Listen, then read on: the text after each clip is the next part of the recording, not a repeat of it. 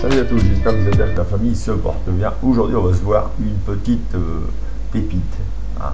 Donc elle doit sortir fin 2024, début 2025. Je sais pas au moment si je fais la vidéo ou si elle est déjà sortie, à voir. C'est entre deux. Voilà, donc c'est la Cupra Terramar. Donc un beau petit SUV. Perso j'aime bien la marque Cupra, je la trouve plutôt pas mal.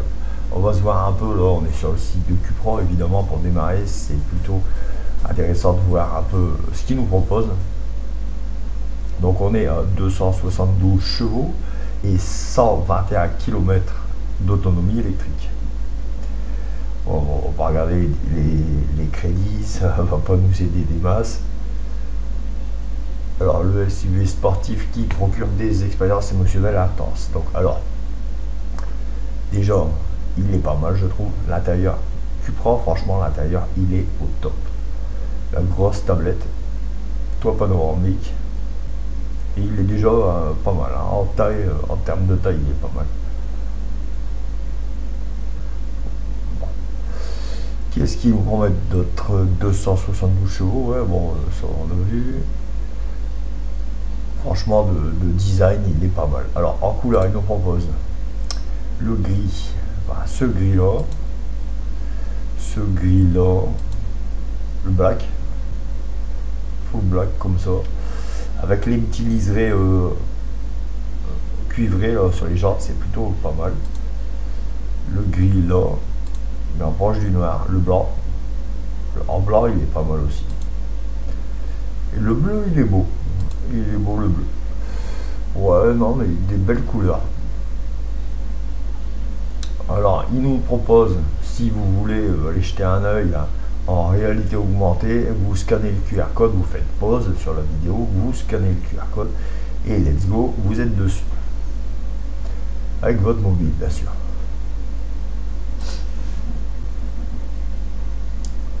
Alors, en termes de recharge, évidemment, c'est électrique, mais c'est pas top top. On va essayer de se regarder un peu. Bon, le freinage a l'air pas mal. La borne électrique Cupra.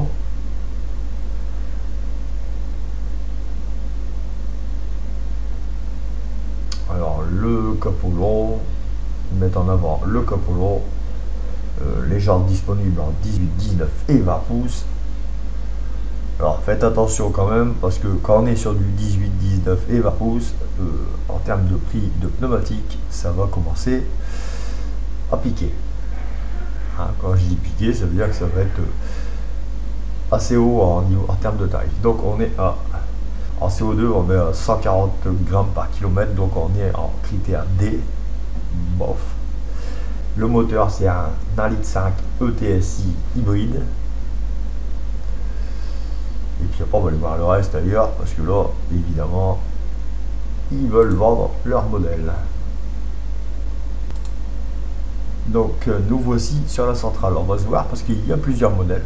Donc il y a le 1,5 litre i hybride 242 VDGS6, donc 242 chevaux. American Cup 272 chevaux. Le VZ 272 chevaux. Et après il y a un petit avec le DSG7 150 chevaux. Voilà, ça porte 8 chevaux, 9 chevaux, essence ou hybride et l'essence électrique. C'est à vous de choisir.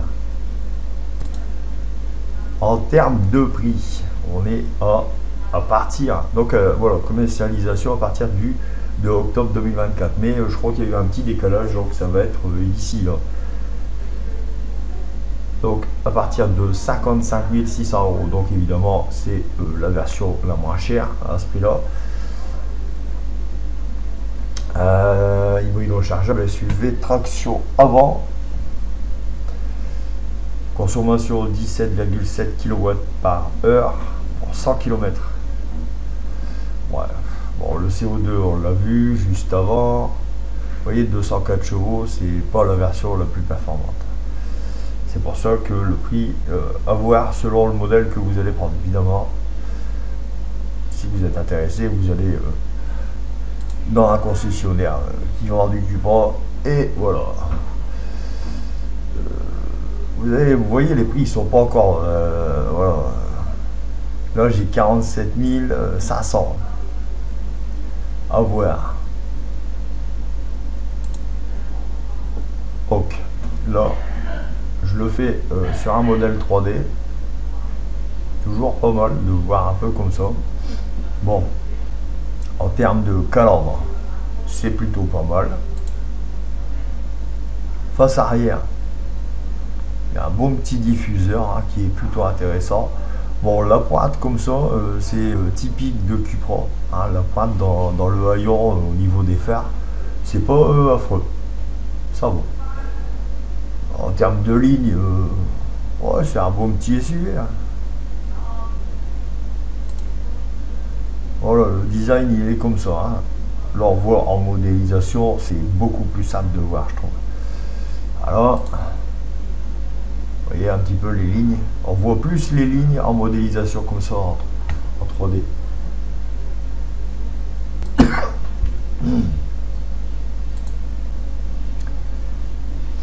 Alors aussi c'est pas mal. La ligne, j'aime bien, c'est la ligne qui retombe. Non, je trouve c'est plutôt pas mal. Les contours d'ailes sont bien dessinés. C'est typique aussi Cupra, ça, les contours d'ailes bien dessinés, c'est typique de la marque. Le nez, il est plutôt intéressant, hein, ça va. Le capot, il ne prend pas la face complète, il arrête avant le logo. Ce qu'on a d'autre, l'arrière, comme je vous ai dit, hein, c'est moi je trouve ça plutôt pas mal en vrai. Hein. On voit le logo, il est dans le feu. Moi je trouve que c'est une marque intéressante. Vous voyez, il y a les capteurs avant aussi, capteurs de collision avant. Le toit panoramique, assez grand. Bon, ils auraient pu encore aller plus loin. En termes jusqu'à l'antenne, ou virer l'antenne et faire tout le dessus complet. Ça aurait été plutôt pas mal aussi. La face avant. Alors, moi perso, je trouve, elle ressemble un peu. Comment on appelle au Porsche Cayenne. En termes de face. Ouais, elle ressemble un peu au Porsche Cayenne. Voilà, cette vidéo est terminée. J'espère que ça vous aura plu. Dites-moi ce que vous pensez en commentaire de ce petit modèle qui est plutôt intéressant. Allez, prochaine vidéo. Salut!